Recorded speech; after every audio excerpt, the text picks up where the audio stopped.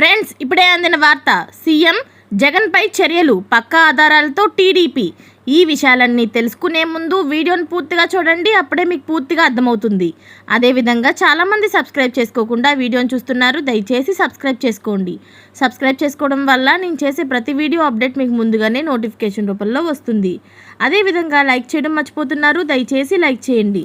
Like చేయడం వల్ల ఇటువంటి ఇంపార్టెంట్ ఇన్ఫర్మేషన్ చాలామందికి రీచ్ చేసిన వాళ్ళు అవుతాం.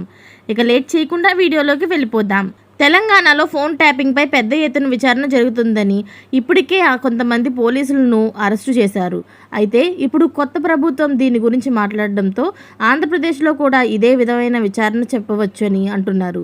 ఫోన్ ట్యాపింగ్పై చంద్రబాబు నాయుడు, నారా లోకేష్లు పెద్ద పెద్ద ప్రకటనలు చేయడం చూశాం. అయితే దీనిపై ఇప్పటికే టీడీపీ అధినేత చంద్రబాబు నాయుడు నివేదిక కోరారు.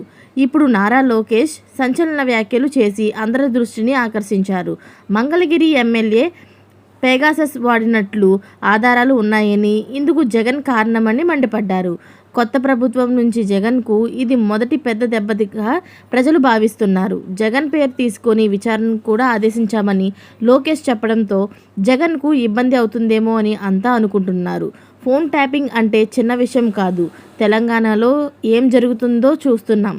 మరోవైపు వైసీపీ అధికారంలో ఉన్నప్పుడు కొన్ని అక్రమాలు జరిగాయని ఆరోపిస్తూ చంద్రబాబుతో పాటు మరికొందరిపై కేసులు పెట్టింది. టీడీపీ పెగాసస్ గురించి ఎక్కువగా మాట్లాడినందున అది జగన్ అలాగే ఇతరులకు ఇబ్బంది కావచ్చు. ఇక్కడ ఒక ఆసక్తికరమైన విషయం ఉంది. గతంలో జగన్ టీడీపీపై పెగాసస్ ఫోన్లు ట్యాపింగ్ చేశారని ఆరోపించారు. పశ్చిమ బెంగాల్ ముఖ్యమంత్రి మమతా బెనర్జీ గతంలో ఏపీ ప్రభుత్వం నుంచి దీనిపై ప్రతిపాదన వచ్చిందని, అయితే ఆమె దాన్ని తిరస్కరించిందని ఆరోపించారు. ఇలాంటి లేటెస్ట్ అప్డేట్స్ అన్ని మీరు ముందుగానే పొందాలి అనుకుంటే ఛానల్ని సబ్స్క్రైబ్ చేసుకోండి. అలాగే పక్కనే ఉన్న గంట సింబల్ని క్లిక్ చేయడం మర్చిపోకండి. Thanks for watching friends.